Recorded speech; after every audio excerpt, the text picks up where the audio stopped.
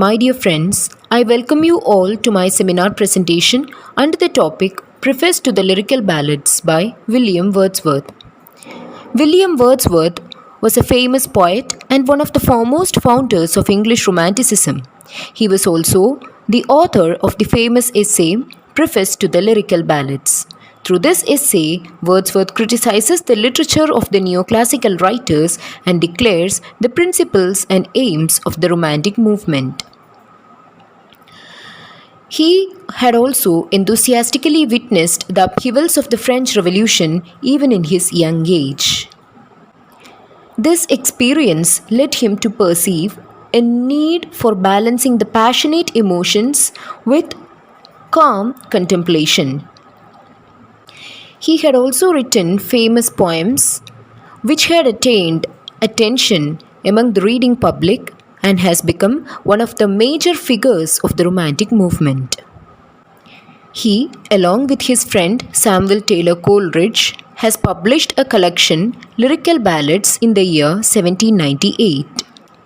Wordsworth was also a poet laureate from 1843 until his death on 23rd April 1850.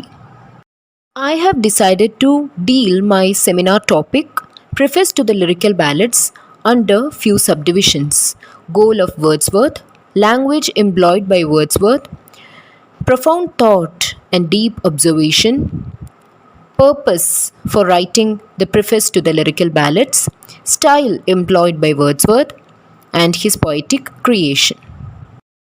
Wordsworth begins his essay by stating the reason behind publishing the first edition of Lyrical Ballads.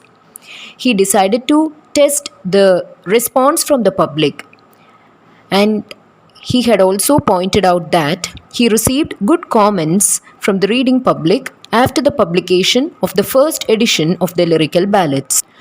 Wordsworth acknowledges that his friend Samuel Taylor Coleridge supplied several poems in the collection, including Rime of the Ancient Mariner.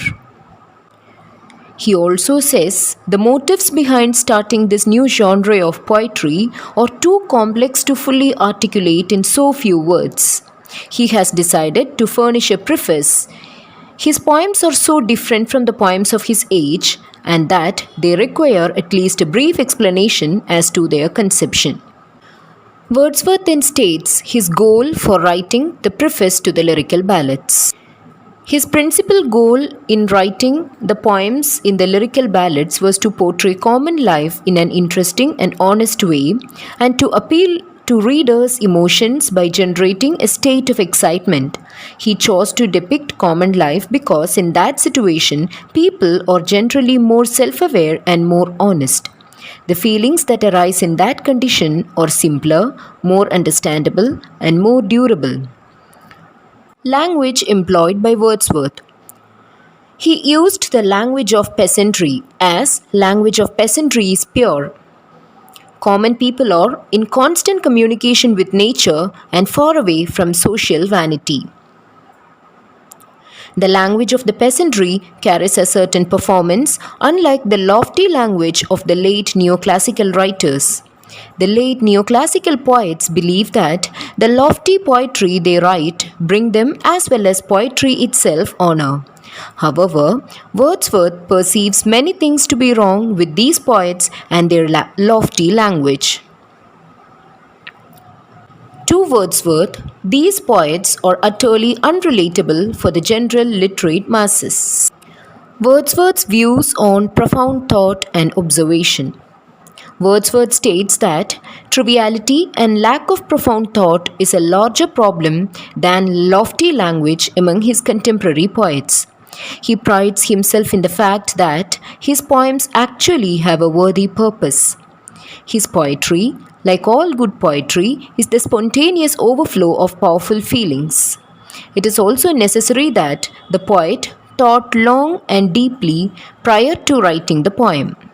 Wordsworth believes that if someone continuously observes and contemplates their feelings, they will be enlightened, develop better taste, and have their affections ameliorated. This process of observance and profound thought is necessary, as the poet must have their taste exalted.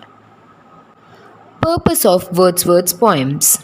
Wordsworth then declares the purpose of his poems. He states that his purpose behind writing his poems in such a way is to illustrate the manner in which the feelings and ideas are associated under a state of excitement. The purpose of his poems is to depict the thoughts and feelings present during certain emotional experiences. Modernity leads humans to crave sensationalism and instant gratification. This manifests in literary trends. People of Wordsworth's era crave the frantic novels, sickly and stupid German tragedies, and deluges of idle and extravagant stories in verse of the late neoclassical writers rather than the invaluable works of writers like Shakespeare and Milton. Wordsworth is disgusted with these trends and their mind-dulling force, but still believes that, given certain inherent and indestructible qualities of the human mind and the power of nature, there is hope for revival. Style employed by Wordsworth. Wordsworth then turns to the subject of style. He notes that in the lyrical ballads, he avoids personifying abstract ideas because he wants to use the language of common man and keep reader in the company of flesh and blood. Wordsworth also avoids what he calls poetic diction in order to keep the language in his poetry as simple and as honest as possible. He sees this as good sense. This avoidance prevents him from using phrases and figures of speech that are considered to be the common inheritance of poets, but it also prevents him from using phrases that have become vulgar from overuse by bad poets. Wordsworth observes that there are many critics who disapprove of poems in which the language, without certain personifications and abstract ideas, the language would be similar to that of the prose. However, Wordsworth approves of these prosaisms as they can be found in many great poems, including those by the great poet Milton. He cites a sonnet by John Gray on the death of Richard West as an example of a poem whose most effective lines are written in a prosaic style. People often personify poetry and painting as sisters, but Wordsworth thinks poetry and prose are even closer. He explains that poetry and prose are both altogether human. But Wordsworth has chosen poetry to express his views simply because he finds metrical language more charming. If meter restricts him from expressing his views, Wordsworth has the entire world of nature to write about. He believes that rhyme and meter in poetry enhances pleasure and pain. Shakespeare tempers his work with rhyme and meter so that in the end his work still gives more pleasure than pain. Wordsworth uses the works of Shakespeare as a great example to defend his views on rhyme and meter in poetry. It proceeds to explain the process of poetic creation. The poet must first recall their emotions in tranquility and contemplate those emotions in peace until they dissolve away and a new kindred emotion comes into place. Then the poet can begin the composition process and the poet will feel pleasure. The poet must always be careful that readers of their poem will feel more pleasure than the deeper passions that the poem addresses. People tend to read poetry and not prose over and over again because of this pleasure. Poetry can be a vehicle to convey truth in a pleasurable way. Wordsworth then states that employing ordinary language in a poetry doesn't mean that the subject employed by the poetry is trivial. He also says that it is the subject, not the meter of a poem, that decides whether it is trivial.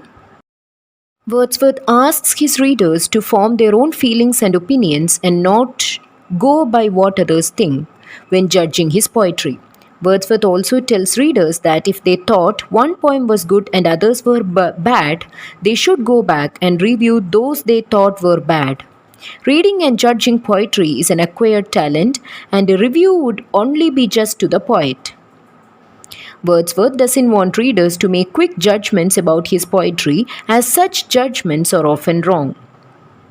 Wordsworth also declares that there is nothing more he can do but let the reader read his ballads and experience the pleasure they offer firsthand. He realizes that asking readers to try his experimental ballads means that they must give up much of what they ordinarily enjoy in poetry. Wordsworth wants to show that his poetry is better and offers pleasure of a purer, more lasting, and more exquisite nature. It is not his intention to denounce other forms of poetry. Rather, Wordsworth wishes to promote a new genre of poetry that he feels will help keep humans human. He awaits to hear from readers whether they think he has achieved his purpose and whether that purpose was worth achieving. Hope you all have enjoyed my presentation. Thank you, ma'am, for giving me this opportunity, and thank you, my dear friends.